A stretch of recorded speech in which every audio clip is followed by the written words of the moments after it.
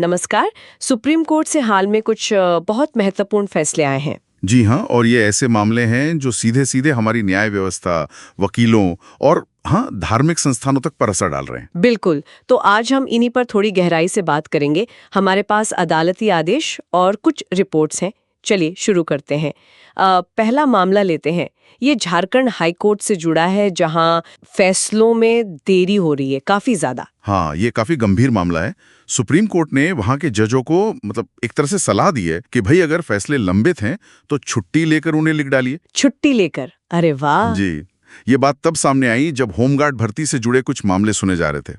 आप सोचिए, 2-2 साल से फैसले रिजर्व रखे थे कोर्ट ने। 2 साल? ये तो बहुत लंबा समय है। हाँ, और मजे की बात यह कि उन 6 याचिकाओं के फैसले तो आ गए सुनवाई के दौरान, पर हाईकोर्ट ने जो एक सीलबंद रिपोर्ट दी ना। अच्छा, उसमें क्या था?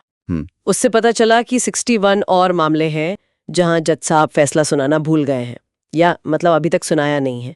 कोर्ट पहले भी इस पर चिंता जता चुका है। और कोर्ट ने जजों से कहा भी है कि भाई बहुत ज्यादा न्याय शास्त्र या कानूनी दांव पेच में मत उलझिए, बस एक तर्कसंगत रीजन्ड फैसला दीजिए, साफ और सीधा। तो ये मामला अभी चलेगा? हाँ, नवंबर में फिर सुनवाई होगी इस पर। देखते हैं क्या होता है। चलिए अब दूसरे अहम फैसले पर आते हैं। ये वकीलों से जुड़ा है, खासकर जो नए वकील आ रहे हैं उनकी एनरोलमेंट फीस। जी, ये बहुत बड़ा मुद्दा रहा है। सुप्रीम कोर्ट ने अब बिल्कुल साफ कर दिया है, कहा है कि बार काउंसिल ऑफ इंडिया हो या कोई स्टेट बार काउंसिल, हाँ, वो एनरोलमेंट के लिए कानून में जो फीस तय है, हाँ, उससे 1 पैसा ज्यादा नहीं ले सकते। अच्छा। ये जो बाकी के शुल्क लिए जा रहे थे वैकल्पिक शुल्क वगैरह के नाम पे, हाँ, वो सब बंद। कोर्ट ने कहा ये नहीं चलेगा। ये आदेश असल में गौरव कुमार वाले केस के फैसले को ही पक्का करता है। उसमें क्या तय हुआ था? उसमें यही कहा गया था कि जो एडवोकेट एक्ट 1961 है, उसकी धारा 24 में जो फीस लिखी है बस वही ली जा सकती है। और वो कितनी है? सामान्य वर्ग के लिए 750 रुपए और ST/ST वर्ग के लिए सिर्फ 125 रुपए। बस। और इसके ऊपर हजारों लिए जा रहे थे। जी हाँ, ये मामला उठाई तब सब पता चला कि कर्नाटका बार काउंसिल 6800 रुपए और कहीं कहीं तो 25,000 तक ले रही थीं तय फीस के अलावा। अरे बाप रे। और फिर BCI ने खुद बताया कि हिमाचल और जम्मू कश्मीर में भी यही हाल था। तो कोर्ट ने कहा भाई ये सब बंद करो फौरन। ये तो नए वकीलों के लिए वाकई बड़ी राहत की बात है। चलिए अब तीसरे मामले पर आते हैं। जी। वृंदावन का प्रसिद्ध बांके बिहारी मंदिर, वहां क्या चल रहा है? हाँ, ये भी बहुत महत्वपूर्ण मामला है। यहाँ सुप्रीम कोर्ट ने सीधे सीधे हस्तक्षेप किया है। उन्होंने मंदिर के रोजमर्रा के कामकाज की निगरानी के लिए एक हाई पावर्ड कमेटी बना दी है। एक कमेटी? किसने बनाई है? सुप्रीम कोर्ट ने खुद, और इसकी अध्यक्षता इलाहाबाद हाई कोर्ट के एक रिटायर्ड जज जस्टिस अशोक कुमार करेंगे। अच्छा, यानी कोर्ट अब सीधे निगरानी रखेगा। इस कमेटी में और कौन कौन है?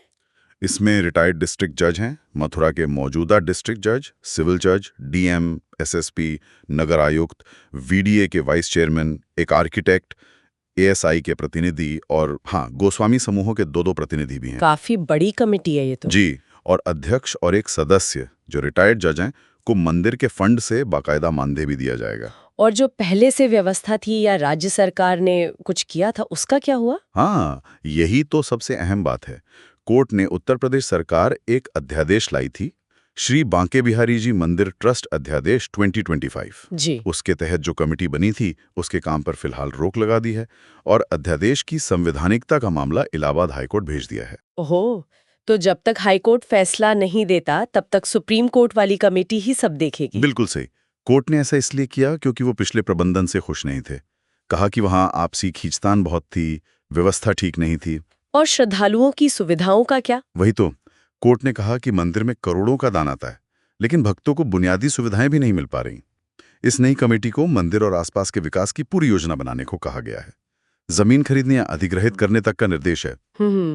और प्रबंधन में गोस्वामी लोगों की भूमिका पर भी कुछ कहा है? हाँ, साफ किया है कि कमेटी में जो गोस्वामी सदस्य हैं उनके अलावा कोई और गोस्वामी या सेवायत प्रबंधन में दखल नहीं देगा। उनका काम सिर्फ पूजा और सेवा करना है। अच्छा, और एक और बात थी शायद, कॉरिडोर विकास के लिए मंदिर फंड के इस्तेमाल की। अरे हाँ, वो बहुत महत्वपूर्ण है।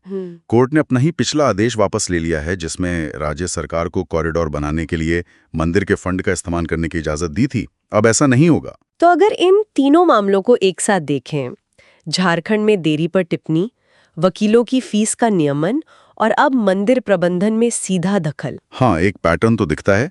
सुप्रीम कोर्ट मतलब कई अलग अलग क्षेत्रों में काफी सक्रियता से कदम उठा रहा है। वही मैं सोच रही थी, क्या ये दिखाता है कि न्यायपालिका की भूमिका बदल रही है? क्या वो दूसरे संस्थानों के कामकाज पर ज्यादा नजर रख रही है? ये एक बहुत बड़ा सवाल है और शायद सोचने वाली बात भी कि व्यवस्था को ठीक रखने के लिए, न्याय सुनिश्चित करने के लिए हमारी शीर्ष अदालत को किस हद तक आगे आना पड़ रहा है। मतलब क्या बाकी संस्थाएं अपना काम ठीक से नहीं कर पा रही? ये विचार करने योग्य है।